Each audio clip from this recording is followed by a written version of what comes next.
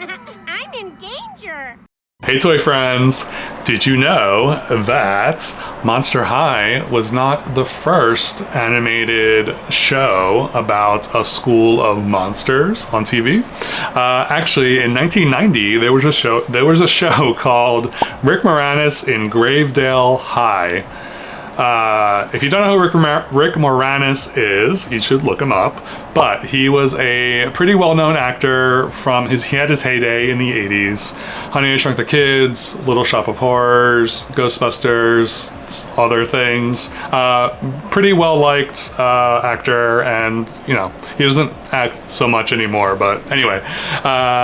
He stars in the cartoon as the human teacher of the all-monster high school, set in an all-monster kind of town, community, whatever you want to call it. So it's very interesting. I came across this I was researching something, and I came across this and I was like, oh, that's really cool. Because I know there have been other high school cartoons that are set in certain, places. Specifically, I'm thinking of, I think it was called Galactic High, where it was a high school set in space, and there were like all these like weird characters or whatever. So this genre is not new by any stretch of the imagination, and I don't know if that predates this, but yeah, it was just interesting because I was like, oh, I didn't realize Monster High wasn't the first to do this concept or idea. Yeah, I just kind of want to talk about the parallels between Gravedale High and Monster High, because there are a lot, specifically with the characters that are in both shows. There is one particular name of a character that is very similar to Monster High. And then there's, as always, a problematic character in Gravedale High that I kind of wanted to touch on. So Gravedale High was a Hanna-Barbera production. It was aired on NBC in 1990. And unfortunately, it only lasted for one season. I actually tried to watch an episode on YouTube. You can watch all the episodes on YouTube if you want. Good luck if you can do it. I couldn't even get through it. I couldn't even get through the first episode because the animation style is not great. I get the vibes that this show was either on a super low budget, it was either super rushed, or I don't know, the dialogue is also kind of strange. Yeah, I don't know, it was just really hard to watch, so that's why I stopped, so I couldn't watch it. Yeah, let's talk about the parallels between Gravedale High and Monster High with a few of the characters. So let's talk about the main group of characters. So we're gonna start with Frankentyke, who he is obviously a Frankenstein's monster, but he's like this tall, and obviously he is a parallel to Frankie Stein from Monster High.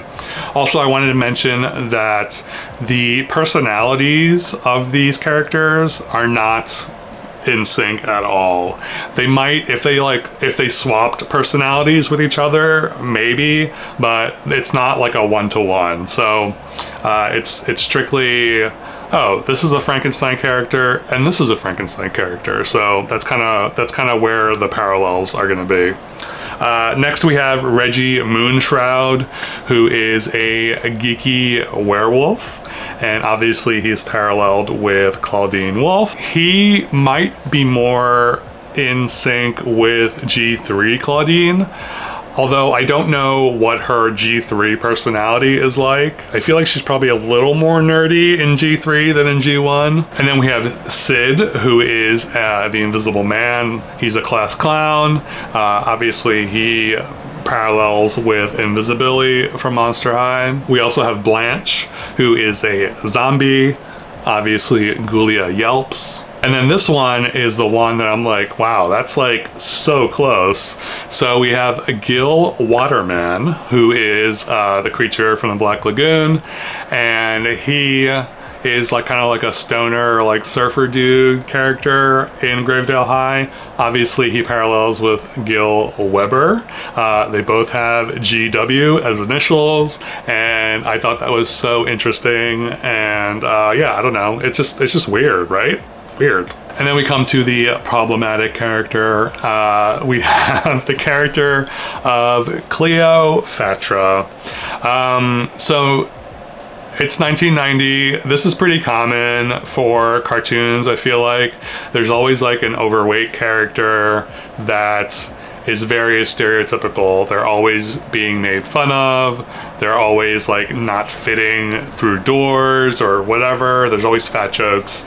They're always eating, and this character is definitely doing all those things in just in this one episode. So yeah, I don't know. It's just a little cringy looking back at this character, but it kind of is what it is, unfortunately. So there's Cleopatra, and then we have Doozer, who is the Deuce Gorgon of Gravedale High.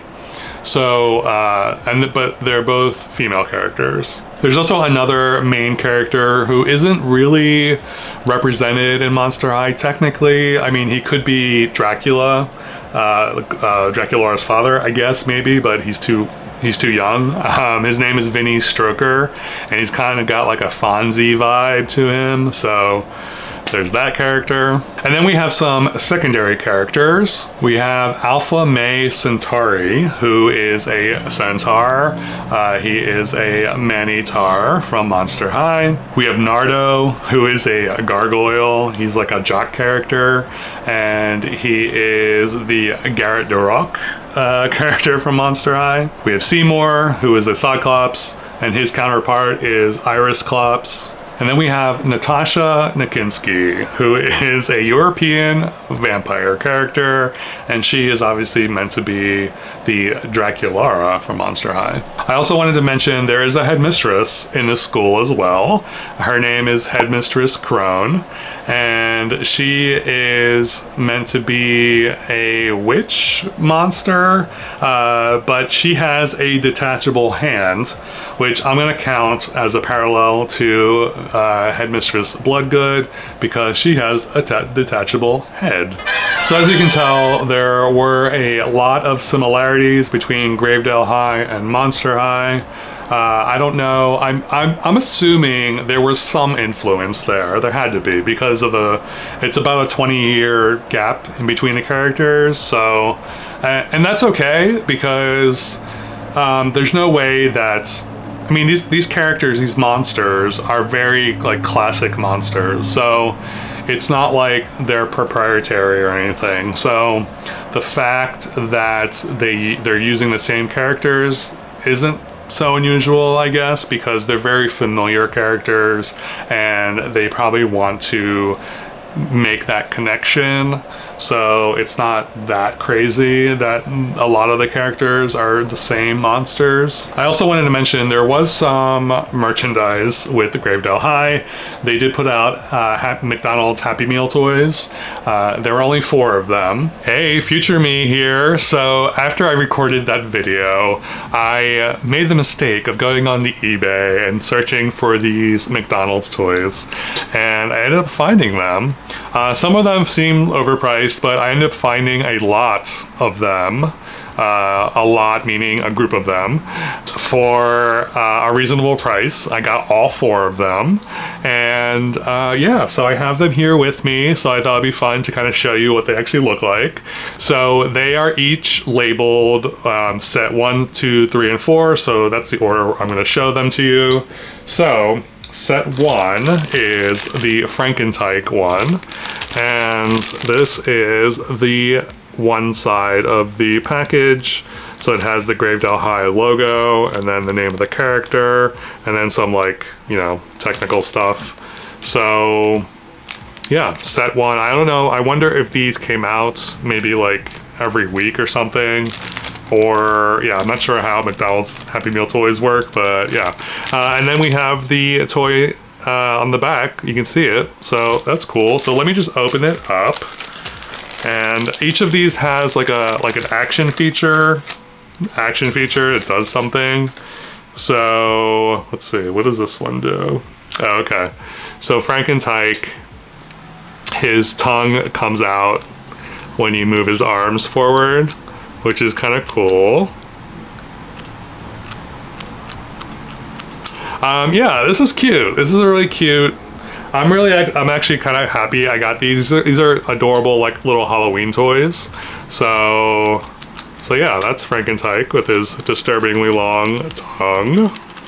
And then set 2 is Sid the Invisible Kid. And that's what he looks like in his package. So let's open him up. So this is what he looks like. That's the back. And there's a little lever here. And when you pull the lever down, he does this. So again, it's a cute little thing that kids can play with and annoy their parents with, so that's fun. And then set 3 is Vinnie Stoker. So here's what Vinnie Stoker's toy looks like. It's like molded plastic. It's got some bats on the side here on both sides, and that's the back. And then there's a little knob here. So when I twist the knob, ta-da! There he is, Mr. Cool Kid. So it's cute. It actually does go all the way around. So it's another fun kind of feature here. And then lastly, we have set 4, which is Cleopatra, and this is her. She's weighty. Again, not a great look for Cleopatra, but she's got like heft to her.